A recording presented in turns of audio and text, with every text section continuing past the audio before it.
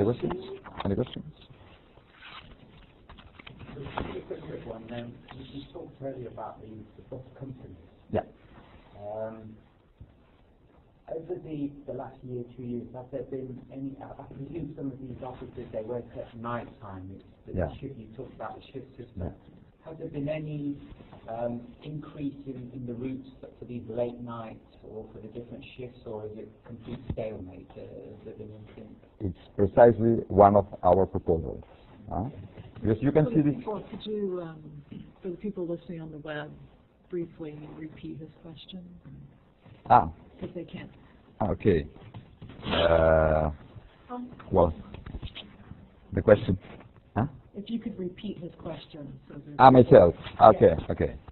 Well, if I understood well, as a summary, your question was related to if during last years night services were implemented in the area for working shifts of the industrial sites.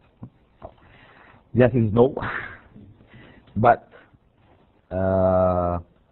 we have a proposal for make an extension of 2 of existing lines for cover the working shifts at 6 a.m., 2 p.m. and 10 p.m. That's most of employees on productive shifts are involved. We're now making a kind of feasibility study because an increase of services, that means an increase of costs. We are also dealing with some financial solutions for coping this increase of the deficit, because we are talking a deficit. And we have some proposals for sharing the cost between companies, municipalities, and regional authority, and also the final users. That's the idea. The problem is that it's not really the most of users are working on the central shift. That means 8 to, we don't know, 6, 10, 8. The problem with this central working shift is that you know when people start, normally 8:30, but you don't know when you finish, because we have flexible working shifts. We have some people going home to take the lunch, so they make some, and other people, because you have people living near, very close to the site. You have the opportunity to go to take a lunch at home, but the others concentrate the shift between 8 to 3 or 4 o'clock. And it's very complicated to define the optimum timetable.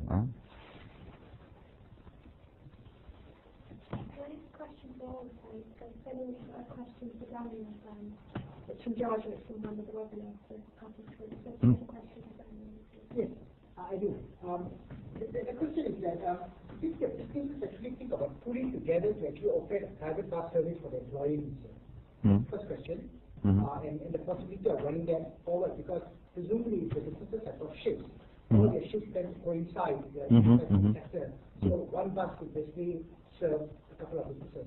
And the second is that, because you mentioned that you mentioned using energy audits, as an opportunity to, put them on mobility audits. And then, have you considered the possibility of actually going through the Chamber of Commerce? Because taking into account the West London experience, a lot of businesses would value advice and guidance on marketing, business development, and things like that. And then we can actually include travel planning as part of that offering to businesses by the Chambers of Commerce. Repeat the question. No? A few questions. Yeah, but. No, I'm typing it. It's okay. Yeah. Yes, so you don't need to Okay. It's all right. Because of earlier. Okay. Well, if I understood well, you talk about the possibility to share company bus services. Okay, first question. So This is another measure we propose to the companies, but it's not easy. In one case, the proposal was refused because the general managers don't want to share the bus with another company for the difference between salaries. Well, I think it's a stupid reason, but it was like that. They said, no, I am not interested to share my company bus with my neighbor because I know that they are paying 20% more, and you know, I have something. In other case, the proposal was refused by the trade unions because they don't want to to modify the journey, the route of the bus, because the other company needs to take some employees from another neighborhood in Manresa, was the capital, and they no, it's our right. We don't want to change the bus route for the other. Well, I think it's not easy.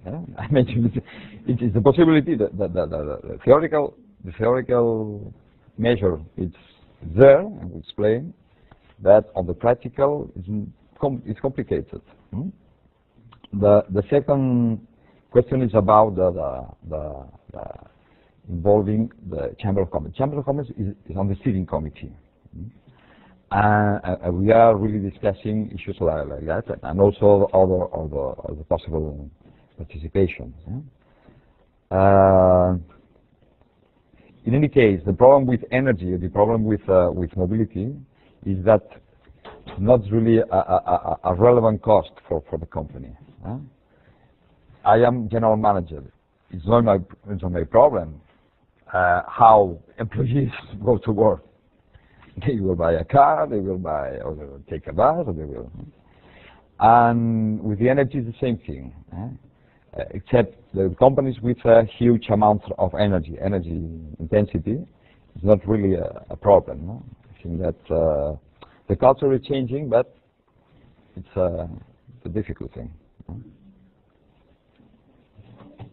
So can I ask a question from one of our webinar delegates? The question is, what was the added value of the TravelPlanPlus approach compared to previous experiences of more traditional mobility management initiatives that are already implemented? And there is type responses, because I'm aware it's only Daniel that has a microphone. Can I ask Mark or Sarah to respond for Cambridge briefly?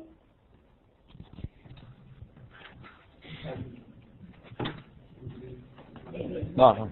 Can I announce? Could you say that we'll delay? Okay. 5-minute break for everyone else, and then they can come and talk to. Okay. Yeah. Okay. So we'll do it in the break. Okay. Yeah. Would you like to make some closing comments and then we'll do a break? Sure, and I have one question that maybe one of you.